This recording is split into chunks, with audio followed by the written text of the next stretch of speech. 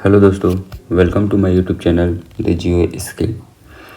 हम अभी Rajasthan public service commission के थ्रू जो जियोलॉजिस्ट का एग्ज़ाम होने जा रहा है, जो नेक्स्ट ईयर अगस्त में हो जाएगा, इस एग्ज़ाम के लिए जो प्रीवियस ईयर के जो क्वेश्चन पेपर हैं 2015 और 2014 और इसके अलावा जो मोस्ट प्रोबेबली जो क्वेश्चन आने वाले हैं उसका हम डिटेल्ड स्टडी इस वीडियो के थ्रू करते जा रहे हैं। ठीक, और इसमें एक बात का ध्यान और रखते हैं हम कि जो प्रीवियस ईयर क्वेश्चन पेपर के सॉल्यूशन के साथ साथ हम इसमें डिटेल्ड एनालिसिस ऑफ क्वेश्चन भी करते जा रहे हैं कि क्वेश्चन का पैटर्न कैसे हो सकता है। हालांकि ये पेपर 10 साल पुराना है, ठीक है, पर क्वेश्चन के एनालिसिस को जब हम करते हैं, जब क्वेश्चन का एनालिसिस जब हम करते हैं तो हमको एक आइडिया हो सिलेबस को कैसे फॉलो करता है क्वेश्चन। अगर आपका सिलेबस XYZ है तो जो क्वेश्चन आ रहा है वो भी XYZ ही है या उससे अपोजिट है, तो ये एक पैटर्न हमको पता चल जाता है। इसके अलावा टॉपिक वाइज डिस्कशन, जो ये मोस्ट इम्पॉर्टेंट चीज़ है कि जो हम टॉपिक वाइज डिस्कशन जो कर रहे हैं क्वेश्चन के साथ, क्वेश्चन चाहे कितना भी पुराना हो पर जो टॉपिक है वो जो कंटेंट है वो इसमें नया ऐड होते जा रहा है। इसकी वजह से ये इम्पॉर्टेंट हो जाता है। तो मैंने इसके 2-3 वीडियो पहले भी अपलोड कर दिया है और बहुत सारे क्वेश्चन मैंने इसमें सॉल्व करवा दिया है। आगे हम इसे कंटिन्यू करते जाएंगे और इसको एनालिसिस करते जाएंगे और स्टडी करते जाएंगे, ठीक है। तो चलिए हम स्टार्ट करते हैं। पहले तो हम देख लेते हैं कि हमने कहाँ तक के ये क्वेश्चन कंप्लीट कर लिया है।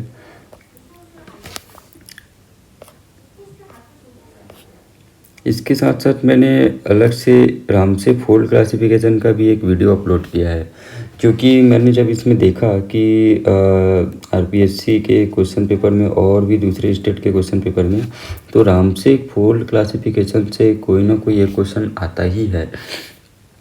ये चाहे ये किसी भी एग्ज़ाम में आप देख लीजिए, GSI, गेट, नेट और स्टेट एग्ज़ाम या कोई भी एग्ज़ाम आप लेकर चलिए, इसमें रामसे फोल्ड क्लासिफिकेशन से क्वेश्चन आता है।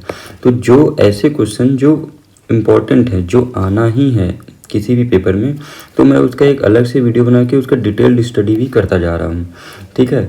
और इसके साथ आप यहाँ पे मैं उसको शॉर्ट में आपको एक्सप्लेन कर दूँगा। अगर आपको यहाँ समझ में नहीं आता है तो आप प्लीज़ उस वीडियो को ज़रूर जाकर देखिए। रामसे फोल्ड क्लासिफिकेशन की मेरी एक प्लेलिस्ट में वीडियो है, ठीक है। तो चलिए हमारा नेक्स्ट क्वेश्चन है, in which types of folding the thickness of bed remain constant. देखिए इसमें बोल रहा है कि सबसे पहले क्वेश्चन को समझते हैं हम, कि बोल रहा है कि ऐसा कौन सा फोल्डिंग है जिसमें जो thickness of bed remain constant होता है। यहाँ पे ऑप्शन हम देखते हैं क्या क्या दिया हुआ है, similar fold, concentric fold, parallel fold और सिलेंड्रिकल फोल्ड। तो मैंने आपको वीडियो में 2-3 चीज़ें फोल्ड के बारे में, रामसे फोल्ड के बारे में बताया था कि अगर जब भी क्वेश्चन है और आपको कन्फ्यूजन हो सिमिलर और पैरेलल में, तो आप सबसे पहले उनके बारे में लिख लीजिए। ज़्यादा नहीं, 2 से 30 सेकंड के अराउंड ही आपको लगेगा। जो छोटी छोटी बातें हैं उनको लिख लीजिए, जिससे आपको कन्फ्यूजन क्रिएट नहीं होगा। पहली बात तो आपको समझ में आना चाहिए कि सिमिलर और पैरेलल किस सेंस में ये बोलता है। तो देखिए, सिमिलर वो इसलिए बोलता है कि इनके जो कर्वेचर हैं आउटर और इनर, वो दोनों सेम होते हैं, ठीक है। तो ये कर्वेचर आपका सेम होने की वजह से इसको सिमिलर। पैरेलल क्यों बोल रहा है इसको? पैरेलल इसलिए बोला जाता है क्योंकि इसका जो हिंज अपॉन जो लिम्ब का रेशियो है वो इक्वल होता है, 1 होता है। तो जितनी थिकनेस तुम्हारी हिंज की होगी उतनी ही थिकनेस तुम्हारी लिम्ब की होगी, ठीक है। तो ये पैरेलल थिकनेस होती है, इसलिए यहाँ पे ऑर्थोगोनल थिकनेस भी क्या होगा, सेम हो जाएगा, ठीक है। तो इसीलिए इसको पैरेलल फोल्ड बोलते हैं। तो रिमेन कांस्टेंट किस में आएगा, पैरेलल फोल्ड में हो जाएगा। तो इसका आंसर, सीधा आंसर ऑप्शन 3 होगा। इसमें और एक चीज़ ध्यान में रखना है आपको कि कॉन्सेंट्रिक फोल्ड को भी हम पैरेलल फोल्ड बोलते हैं, और इस क्वेश्चन में यहाँ पे ऑप्शन 3 और ऑप्शन 2 दोनों ही करेक्ट हो सकते हैं। इसलिए आपको ध्यान में रखना है कि मोस्ट प्रोमिनेंट आंसर इसका ऑप्शन 3 होगा, पर अगर ऑप्शन 3 में पैरेलल ना देके कॉन्सेंट्रिक दे और कॉन्सेंट्रिक की जगह कुछ भी राउंड फोल्ड वगैरह कुछ भी दे दे तो आपको कॉन्सेंट्रिक फोल्ड ही टिक करके आना है, ठीक है। और सिलेंड्रिकल फोल्ड जिसमें फोल्ड एक्सिस मिलते हैं और जो फोल्ड एक्सिस ऐसे लीनियर फॉर्म में आपको दिखेगा, ये सिलेंड्रिकल फोल्ड होता है। नॉन सिलेंड्रिकल फोल्ड क्या होता है, जिसमें फोल्ड एक्सिस आपको नहीं मिलेगा, हिंज लाइन इसकी जो होगी वो स्ट्रेट नहीं होगी, कर्व करेगी, तो उसको नॉन सिलेंड्रिकल फोल्ड बोलते हैं, ठीक है। और बाकी मैंने जो इस फोल्ड का डिटेल्ड एक्सप्लेनेशन जो है तुम्हारा आराम से फोल्ड क्लासिफिकेशन में करा दिया है, और ठीक है, आप वहाँ से इसको जाकर देख सकते हैं। और अगर कोई भी डाउट हो तो आप मुझसे कमेंट करके पूछ सकते हैं, तो मैं उसको आपको अलग से एक्सप्लेन कर दूंगा, ओके। तो हमारा जो नेक्स्ट क्वेश्चन है, question number 12, in a 1:50,000 scale topographic map distance of 0.25 cm represent. देखो इसमें सिंपल सी बात है, जब भी कभी ये स्केल दे आपको तो ये दोनों की वैल्यू जो होती है एक ही यूनिट में होगी, ठीक है। चेंज हम बाद में करते हैं। अगर मैंने इसको cm लिया है, सेंटीमीटर लिया है, तो ये भी सेंटीमीटर ही होगी, ठीक है। तो अगर ये 1 cm = 50,000 cm लिख रहा है, ठीक है, तो इस cm को, ये बहुत बड़ा अमाउंट है, तो मैं इसको कम कर दूँ, तो कम कर दूंगा तो ये किस में आ जाएगा, ये तुम्हारा देखो 1 मीटर = 100 सेंटीमीटर होता है, ठीक है। तो अगर ये सेंटीमीटर है और इसको मीटर में चेंज करना है तो मैं क्या लिखूँ, 1 मीटर = 100 सेंटीमीटर, तो 1 सेंटीमीटर इक्वल टू क्या होगा, 1/100 मीटर होगा। तो 1 सेंटीमीटर को चेंज करने के लिए 1/100 करना पड़ेगा, तो 5000 सेंटीमीटर को मीटर में चेंज करने के लिए क्या करना पड़ेगा, 100 से डिवाइड कर दिया जाएगा। तो अगर मैं इसको डिवाइड करता हूँ तो ये क्या आता है, 500 मीटर में आ जाएगा, ठीक है। तो 1 सेंटीमीटर इक्वल टू, ये बेसिक है, आपको पता होना चाहिए। तो 1 सेंटीमीटर अगर कोई मैप है, कोई 1 सेंटीमीटर जो मैप है वो आपको आधा किलोमीटर को दिखाता है, ठीक है, आधा किलोमीटर को दिखाता है। अब देखो ध्यान से, क्वेश्चन बोल रहा है कि डिस्टेंस ऑफ 0.25 सेंटीमीटर रिप्रेजेंट। सोचो अगर मैं इसको लॉजिक से बनाऊं तो 1 सेंटीमीटर जो है वो 500 मीटर को दिखा रहा है, तो हाफ सेंटीमीटर कितना दिखाएगा, 250 मीटर दिखाएगा। और अगर इसका मैं 0.25 कर दूं तो इसका फोर्थ कितना होगा, जब मैं इसका फोर्थ कर रहा हूं तो इसका भी फोर्थ कर दूं, जब इसका फोर्थ कर दूंगा तो क्या आएगा, 125 आएगा। ये नॉर्मल कॉन्सेप्ट के बेस पे है, पर अगर इसको हम मैथमेटिकल रिप्रेजेंटेशन से बनाए तो सिंपल सी बात है, यहाँ पे मैंने सॉल्व किया हुआ है कि 1 सेंटीमीटर में 500 मीटर होता है, तो 0.25 सेंटीमीटर में कितना हो जाएगा, 500 इंटू 0.25, तो आंसर आ जाएगा 125 मीटर, ठीक है। तो करेक्ट आंसर क्या होगा आपका, 125 मीटर हो जाएगा।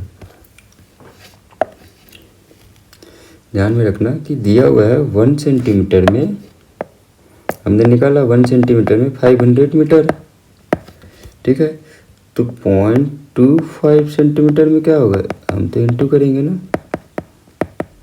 जब हम इंटू करते हैं तो आता है 125 मीटर, और यही आंसर आपको लगाना है यहाँ पे, ठीक है। इसके बाद ये आपका क्वेश्चन नंबर 13 देखिए, India is an exporter of, किसका एक्सपोर्ट करता है इंडिया। आप ये क्वेश्चन जो है फैक्ट क्वेश्चन है, इसमें कोई भी कॉन्सेप्ट नहीं है जिसको मैं एक्सप्लेन कर पाऊँ। ये पूरा का पूरा फैक्ट क्वेश्चन, आपको इसको याद रखना होगा। इसका सिंपल सा आंसर आयरन ओर है। ये आयरन ओर NMDC इसको एक्सट्रैक्शन करती है और इसको ये कोरिया, जापान जैसे देशों में ये भेजती है, ठीक है। तो इसका आंसर जो होगा आपका ऑप्शन नंबर 3 होगा। क्वेश्चन नंबर 14 देखिए, which of the following rock are represent in the Marwar super group of Rajasthan. ये क्वेश्चन आया है आपके स्टेट से आ रहा है। अब ये क्वेश्चन जो है इसमें केवल आपको 2 ही फैक्ट ध्यान में रखना है। सबसे पहले मारवाड़ सुपर ग्रुप और मेवाड़, कि दोनों में केवल एक ही डिफरेंस है कि जो मारवाड़ होता है और जहाँ पे सुपर ग्रुप है, मारवाड़ सुपर ग्रुप, इसमें केवल और केवल तुमको बेसिन का ही प्रोमिनेंट है। ठीक है, यहाँ बेसिन ही मिलता है, बेसिन के अलावा आपको यहाँ पे कुछ भी नहीं मिलेगा। तो बेसिन की जब बात आ जाए तो समझ लो कि बेसिन मतलब तुम्हारा एसएसटी, सिल्टस्टोन, ठीक है, इवापोराइट्स, हाँ, डोलोमाइट, ठीक है, यही सब तुम्हारे नियो प्रोटोजोइक है। बेसिन की बात आई। अब बेसिन भी होता है तो वो कैसे, देखो जितने भी तुम्हारी बेसिन है वो कौन से एज में डिपॉजिट बने हैं, नियो प्रोटोजोइक, मेजो प्रोटोजोइक, इसी एज में तो बेसिन मिल रहे हैं ना। तो नियो प्रोटोजोइक एज की बेसिन जो है वो मारवाड़ सुपर ग्रुप को रिप्रेजेंट करती है। तो कैरेक्टर क्या है मारवाड़ सुपर ग्रुप का, सबसे पहले कैरेक्टर देखिए कि प्रोमिनेंट बेसिन मिलता है यहाँ पे। जैसे आपने सुना होगा नागौर बेसिन, ठीक है ना। तो और एज क्या है इसकी, नियो प्रोटोजोइक, पार्शियली कैम्ब्रियन एज का है ये, ठीक है, नियो प्रोटोजोइक टू कैम्ब्रियन एज का है। तो हमको इसको ध्यान में रखना है। यहाँ पे मोस्ट प्रोमिनेंट इवापोराइट्स हो गया तुम्हारा, और जैसे कि तुम्हारा सैंडस्टोन, सिल्टस्टोन, शेल, कॉन्ग्लोमेरेट।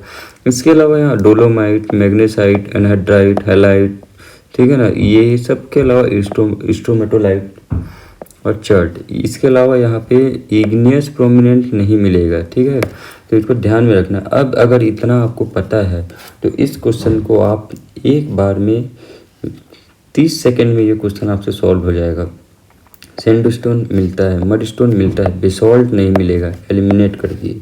फिलाइट कैसे मिल जाएगा, अगर फिलाइट मिलना होता तो इसके लिए पहले आपको इग्नियस का या फिर सेल का रॉक होना ज़रूरी है, ठीक है। तो ग्रे वाके ये पॉसिबल नहीं है, तो ठीक है, तो ये आपका हो नहीं सकता यहाँ पे, ये भी एलिमिनेट कर दो, ठीक है। बेंडेड नीस आ गया, फिर एलिमिनेट हो जाएगा। अब देखो अगर इसका आंसर ऑप्शन 4 हो तो कैसे, सैंडस्टोन, मडस्टोन और लाइमस्टोन तीनों तुम्हारे बेसिन के फॉर्मेशन है। तो आप आराम से इसका आंसर क्वेश्चन नंबर 14 में ऑप्शन 4 लगा सकते हैं, ठीक है। अब अगर बात आई रॉक की और बेसिन की, तो मैं आपको मारवाड़ ग्रुप में 3 पार्ट डिवाइड किया है, ठीक है। एक जोधपुर होता है, दूसरा हंसरनपुर होता है और तीसरा नागौर ग्रुप। ये 3 ग्रुप हैं मारवाड़ सुपर ग्रुप के। तो जोधपुर जो होता है वो पोखरन बोल्डर बेल्ट के लिए फेमस हो गया। हसरनपुर में तुम्हारा जो है इवापोराइट्स है, ठीक है ना। और इसके बाद नागौर ग्रुप में जो है तुम्हारा sandstone, siltstone, shale and conglomerate है।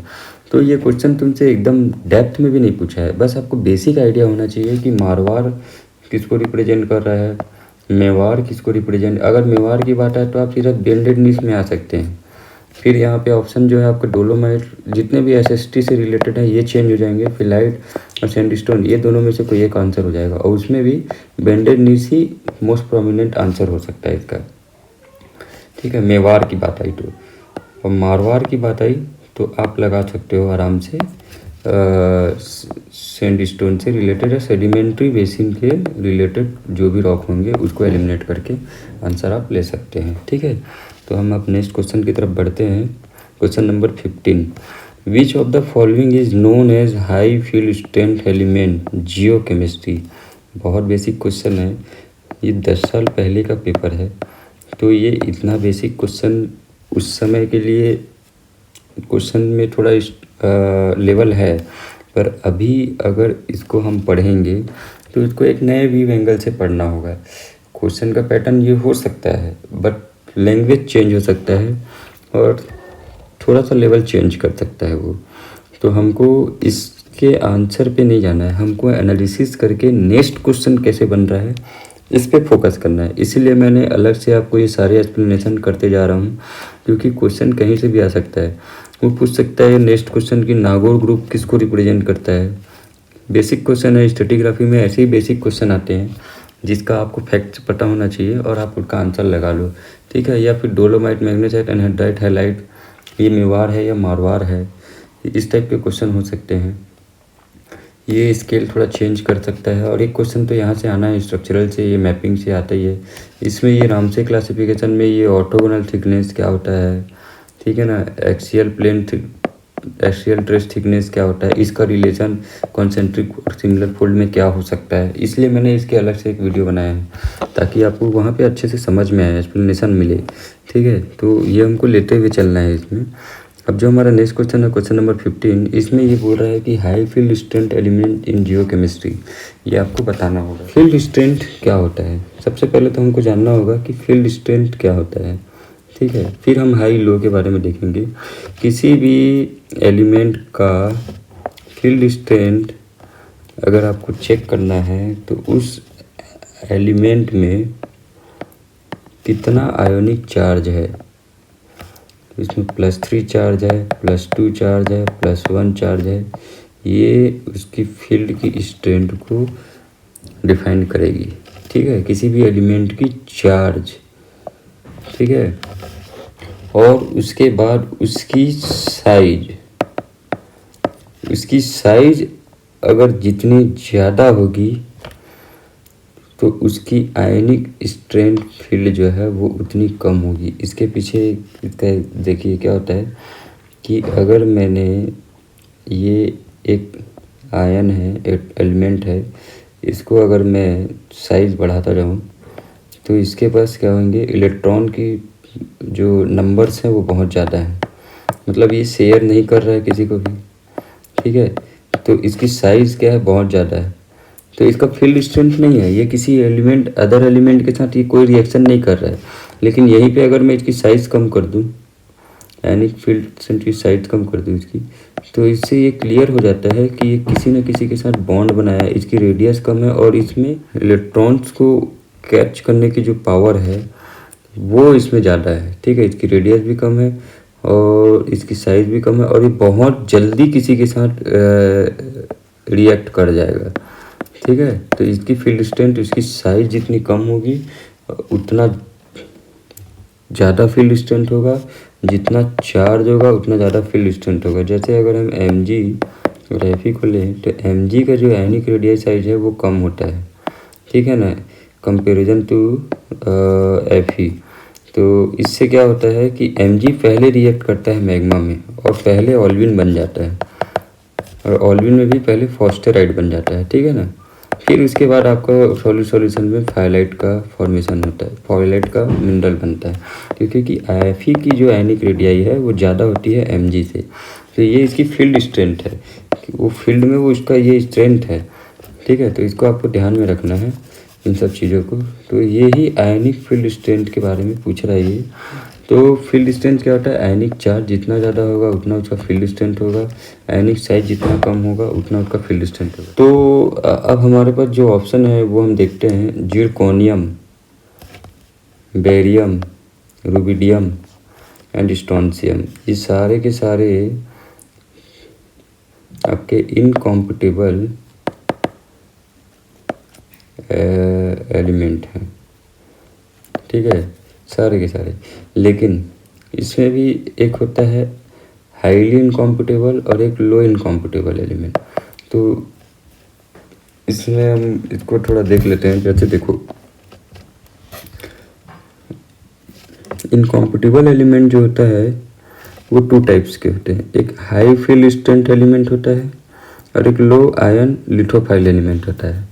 इसको बोलते हैं large ion lithophile element. Large ion का मतलब क्या हो रहा है, इसकी आयनिक रेडियाई जो है वो बहुत ज़्यादा होगी, बहुत ज़्यादा होने से इसकी आयनिक रेडियाई, लार्ज आयन है तो आयनिक रेडियाई बड़ी हो जाएगी। अब आयनिक रेडियाई बड़ी होगी तो ये जल्दी रिएक्ट नहीं करेगा, जल्दी क्रिस्टल नहीं बनाएगा ये, तो ये जल्दी जल्दी ये मेल्ट में चला जाता है, ब्रेक हो जाता है क्रिस्टल से, क्योंकि इसकी आयनिक रेडियाई ज़्यादा है तो बॉन्ड भी इसकी दूर में है, तो ये ब्रेक बहुत जल्दी हो जाती है, तो ये जल्दी से मेल्ट में आ जाता है, ठीक है। तो इसलिए इसको इनकॉम्पिटेबल एलिमेंट बोलते हैं। लार्ज आयन लिथोफाइल एलिमेंट, ये इनकॉम्पिटेबल एलिमेंट हो जाता है, ठीक है। और इसके बहुत सारे फैक्टर हैं कि इनकॉम्पिटेबल एलिमेंट को अगर आप क्या बोलते हैं मेल्ट में है और अगर क्रिस्टल का फॉर्मेशन हो रहा है, क्रिस्टल फॉर्म होना स्टार्ट हो रहा है, तो ये इनकॉम्पिटेबल एलिमेंट जो है वो लास्ट में क्रिस्टल बनेंगे, क्योंकि इसकी आयनिक रेडियाई बहुत ज़्यादा है ना, और आयनिक रेडियाई बहुत ज़्यादा है तो क्रिस्टल के साथ जो बॉन्डिंग में जो एनर्जी लग रही है वो कम होगी ना। जितना आयनिक रेडियाई कम होगा वो उतना क्लोज आएंगे, क्लोज टुगेदर होंगे और उससे बॉन्ड अच्छी होगी तो क्रिस्टल का फॉर्मेशन होता है। अब इसको इजीली आप ब्रेक कर सकते हो क्योंकि डिस्टेंस है इसमें, इसलिए ये इनकॉम्पिटेबल बोला जाता है इनको। तो ये लार्ज आयन लिथोफाइल एलिमेंट और हाई फील्ड स्ट्रेंथ एलिमेंट दोनों ही इनकॉम्पिटेबल हैं, but large ion lithophile element बहुत ज़्यादा इनकॉम्पिटेबल होता है comparison to high field strength element से, ठीक है। तो इसके एग्जाम्पल क्या है, टीन है, जिरकोनियम है, हफनियम है, ये सब इसके एग्जाम्पल हैं। तो इसका जो सूटेबल आंसर होगा वो जिरकोनियम होगा, ऑप्शन नंबर 1। और ये स्ट्रोंशियम, रुबिडियम, ये आपके लार्ज आयन लिथोफाइल एलिमेंट होते हैं, ठीक है। तो ऑप्शन 3 और ऑप्शन 4 जो है तुम्हारे LILE के एग्जाम्पल हैं, ठीक है। तो इसको आपको ध्यान में रखना है। नेक्स्ट क्वेश्चन है हमारा, विच of the following mineral pair does not represent polymorphism. देखो ये 2014 और 15 के एग्ज़ाम के क्वेश्चन पेपर हैं। आपको बार बार मैं ये चीज़ हिंट कर रहा हूँ कि ये उस समय के क्वेश्चन पेपर हैं। उस समय अगर इस टाइप के क्वेश्चन पेपर आते हैं, आपको मिनरल्स के साथ इसको दे रहा है तो ठीक है, लेवल इसका ठीक है। पर अगर आप एक्सपेक्ट कर रहे हैं कि ये क्वेश्चन इस बार फिर से यही आए तो ये बिल्कुल पॉसिबल नहीं है। फिर आप ये बोलेंगे कि हम प्रीवियस ईयर क्वेश्चन पेपर लगाए थे, क्वेश्चन नहीं आया, क्योंकि 10 साल का डिफरेंस है अभी इस पेपर में। 10 साल में बहुत कुछ चीज़ें एडवांस हो जाती है, तो इसको अब पढ़ने का आपको एटीट्यूड चेंज करना पड़ेगा। पॉलीमॉर्फिज्म बेसिक हमको पता है कि same chemical composition but different structure, यहाँ हमको पता है, इसलिए हम बोल देते हैं कि जो जिसमें उसको ही हम पॉलीमॉर्फिज्म बोलते हैं। और 2-3 एग्जांपल हम जैसे कैल्साइट, एरागोनाइट, रूटाइल, ब्रुकाइट और आपका ग्रेफाइट एंड डायमंड होता है। लेकिन एडवांस क्या है पॉलीमॉर्फिज्म में? एडवांस अभी जो हम पढ़ रहे हैं उसमें ये पढ़ते हैं कि crystal structure is not determined by chemical composition. हम पहले ये सोचते थे कि केमिकल कंपोजिशन अगर इसका Mg2SiO4 है तो ये ऑर्थोरोम्बिक सिस्टम में जाएगा। ये ऑल्विन का फॉर्मूला है फॉस्टराइट का, तो हम बोल देते थे कि ऑर्थोरोम्बिक सिस्टम में जाएगा। SiO4 का जो 1:4 का जो रेशियो है, इसके बेस पे हम बता देंगे कि ऑर्थोरोम्बिक सिस्टम में जाएगा। बट जब से ये पॉलीमॉर्फिज्म का केस आया है तो हम ये बिल्कुल नहीं कह सकते कि केमिकल कंपोजिशन के बेस पे कि ये क्रिस्टल सिस्टम ऑर्थोरोम्बिक ही होगा कि मोनोक्लिनिक ही होगा कि ट्राइक्लिनिक ही होगा, ठीक है। तो यही चीज़ बोल रहा है यहाँ पे कि crystal structure is not determined by chemical composition, more than one structure for the same atom और आयन। एक ही एटम और आयन के लिए एक से ज़्यादा स्ट्रक्चर है। SiO2 अगर हमने देख लिया 1:2 का रेशियो, तो हम ये बोल दें कि ये हेक्सागोनल में ही जाएगा। ये रॉन्ग स्टेटमेंट है। इसी है SiO2 के लिए टेट्रागोनल भी आता है, ऑर्थोरोम्बिक भी आता है, ट्राइगोनल भी आता है। तो इस बेस पे हम नहीं बता सकते केमिकल कंपोजिशन के बेस पे। तो अगर आपका नेक्स्ट स्टेटमेंट फ्रेम हो कि crystal structure is determined by chemical composition, true और फॉल्स, तो आपको वहाँ फॉल्स करना होगा। ये इस टाइप के बेसिक मैं आइडिया आपको दे रहा हूँ। More than one structure for the same atom और आयन, ट्रू और फॉल्स? यस, ट्रू, ठीक है। तो ये आपको पूछ सकते हैं in which of the following statement is correct, और तुमको ये लगा के 2 स्टेटमेंट करके ये क्वेश्चन बना देगा कि crystal structure is not determined by chemical composition, more than one structure for the same atom और ions, both statement are true, statement 1 is true, second is fault. ये इस टाइप के क्वेश्चन अब करना स्टार्ट किया है इसने, ठीक है। तो आपको यहाँ पे समझना है। अब इसका जो टाइप्स होता है, पॉलीमॉर्फिज्म के भी टाइप्स होते हैं। एक मोनोट्रॉपी पॉलीमॉर्फिज्म होता है और एक होता है एंटियोट्रॉपी पॉलीमॉर्फिज्म, ठीक है। तो दोनों मोनोट्रॉपी पॉलीमॉर्फिज्म होता है, इसमें होता क्या है कि आपका जो कोई मिनरल अगर एक बार पॉलीमॉर्फिज्म शो कर रहा है तो वो पॉलीमॉर्फिज्म शो करता क्यों है? पहले तो आपको ये ध्यान में रखना है कि पॉलीमॉर्फिज्म ये शो करता क्यों है। असल में होता क्या है कि मिनरल का कंपोजिशन सेम होता है, CaCO3 ही मिनरल है, लेकिन ये डिफरेंट प्रेशर और टेम्परेचर में अपने क्रिस्टल स्ट्रक्चर को चेंज करता जाता है। अगर लो प्रेशर लो टेम्परेचर है तो ये आपको ऑर्थोरोम्बिक फॉर्म में बैठा रहेगा, लेकिन जैसे इसमें हाई प्रेशर लग जाएगा तो ये और ज़्यादा सिस्टमेटिक हो जाता है, और ज़्यादा प्रेशराइज्ड होके और ज़्यादा ये कॉम्पैक्ट हो जाता है और एक सिस्टमेटिक स्ट्रक्चर में फॉर्म होके ये हेक्सागोनल में चेंज हो जाता है। ठीक है ना। इस वजह से इसका हम बोल सकते हैं कि कहीं कहीं पे जहाँ लो प्रेशर वाले एरिया में हम वॉक करते हुए जाएंगे तो हमको वहाँ पे CaCO3 का ऑर्थोरोम्बिक मिल जाएगा, और थोड़ा डिस्टेंस में 50 मीटर के अराउंड में अगर हम हाई प्रेशर वाले या 500 मीटर के अराउंड में हम वॉक करते हुए हाई प्रेशर वाले जोन में आएंगे तो वही CaCO3 जो है आपको हेक्सागोनल शो कर देता है। तो इसको ही हम पॉलीमॉर्फिज्म बोल देते हैं कि एक ही मिनरल कंपोजिशन के दो अलग अलग स्ट्रक्चर मिल रहे हैं, क्योंकि टेम्परेचर वेरिएंट है, इसमें प्रेशर वेरिएंट है। तो जिस मिनरल का अगर मैं इसी हेक्सागोनल का प्रेशर लो कर दूं तो ये वापस ऑर्थोगोनल में चेंज होना चाहिए क्या? अगर मैंने ऑर्थोरोम्बिक को हेक्सागोनल में लाया है तो हेक्सागोनल को भी तो ऑर्थोरोम्बिक में ला सकता हूँ अगर लो प्रेशर कर दूँ तो। हाई प्रेशर पे अगर ये हेक्सागोनल में आया तो लो प्रेशर पे तो ऑर्थोरोम्बिक में हो सकता है। तो यस, ये पॉसिबल है, पर वो उस केस में पॉसिबल है जहाँ पे एंटियोट्रॉपिमॉर्फिज्म हो रहा हो। मतलब जैसे कि क्वार्ट्ज है, SiO2 क्वार्ट्ज है और ये ट्रिडीमाइट में चेंज हुआ तो ट्रिडीमाइट से वापस ये क्वार्ट्ज में चेंज हो सकता है लो प्रेशर और टेम्परेचर के कंडीशन में। ठीक है। लेकिन कुछ मिनरल्स ऐसे हैं जो मोनोट्रॉपी शो करते हैं, जैसे कि मैर्केसाइट इनस्टेबल है। ठीक है। मर्केसाइट एक इंस्टेबल क्रिस्टल स्ट्रक्चर है, लेकिन जब इसमें हाई प्रेशर लगता है तो ये स्टेबल फॉर्म में चला जाता है पायराइट के। ठीक है। अब ये instable always change into stable but not reverse, यही होता है मोनोट्रॉपी। अब ये पायराइट अगर लो प्रेशर होगा तो ये रिवर्स होके मर्केसाइट में चेंज नहीं होगा। सेम ग्रेफाइट जो है अगर वो डायमंड में चेंज हो गया तो डायमंड रिवर्स होके ग्रेफाइट में चेंज नहीं होगा। ये होते हैं मोनोट्रॉपी के एग्जाम्पल। तो आपसे ये क्वेश्चन अभी मैं इसलिए डिटेल में डिस्कस कर रहा हूँ कि नेक्स्ट टाइम ये आपसे पॉलीमॉर्फिज्म नहीं पूछेगा, ये पूछेगा monotropic polymorphism, example of monotropic polymorphism. ये सामने में ऑप्शन रहेगा, ये तीनों में से ये यहाँ पे भी एक पॉलीमॉर्फिज्म दे देगा, SiO2, ये आपको क्वार्ट और ट्रिडीमाइट। अब आपको एलिमिनेट करना है, तीनों को अलग करना है और ये आपको करेक्ट करना है। तो ये क्वेश्चन के वे हैं, डिफरेंट वे हैं जिससे आपको इसको सॉल्व करना होता है। तो मोनोट्रॉपी जिसमें no change, no reverse changes, ठीक है ना, एक डायरेक्शन से दूसरी डायरेक्शन में वो इनस्टेबल है तो स्टेबल में जाएगा, लेकिन स्टेबल से इनस्टेबल नहीं होगा। लेकिन एनेंटियोट्रॉपी में क्या होता है, वो चेंज होता रहता है। तो इसका जो एग्जाम्पल है आपका कैल्साइट एरागोनाइट का मैंने अभी बताया आपको, ये आपका हेक्सागोनल और ये ऑर्थोरॉम्बिक सिस्टम है। और ये देखिए ये कैल्साइट है, CaCO3 एरागोनाइट ऑर्थोरॉम्बिक हेक्सागोनल सिस्टम में चेंज हो जाता है, ये ऐसे चेंज होगा। ठीक है। ये ऑर्थोरॉम्बिक आपका लो प्रेशर में और डेफिनेट क्रिस्टल स्ट्रक्चर नहीं है, डिस्टर्बेंस है इसमें, इसलिए ऑर्थोरॉम्बिक में फॉर्म हो, क्योंकि इसका एक एक्सिस बड़ा होता है, बाकी दो एक्सिस इसके छोटे छोटे। लेकिन हेक्सागोनल में इसके प्रॉपरली एक्सिस जो होंगे वेल डेवलप्ड होंगे।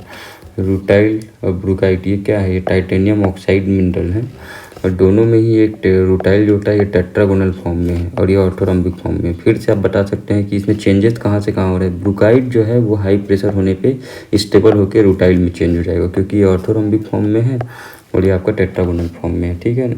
अब ये एल्बाइट नोटाइट, ये सॉलिड सॉल्यूशन है। सॉलिड सॉल्यूशन जनरली आइसोमॉर्फिज्म दिखाता है।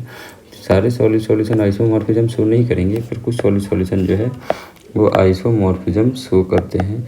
क्योंकि आइसोमॉर्फिज्म क्यों, क्योंकि इनकी मिनरल कंपोजिशन जो है वो अलग है। इसमें Na है, इसमें Ca है, लेकिन क्रिस्टल सिस्टम इनके सेम है, ट्राइक्लिनिक क्रिस्टल सिस्टम। तो हम बोल सकते हैं कि आइसोमॉर्फिज्म है ये। और ग्रेफाइट और डायमंड तो कार्बन के ही आपके वो हैं, और ये दोनों ही हेक्सागोनल और एक cubic system well develop, 48 faces इसमें मिलता है डायमंड में, तो ये उससे बनता है। ठीक है।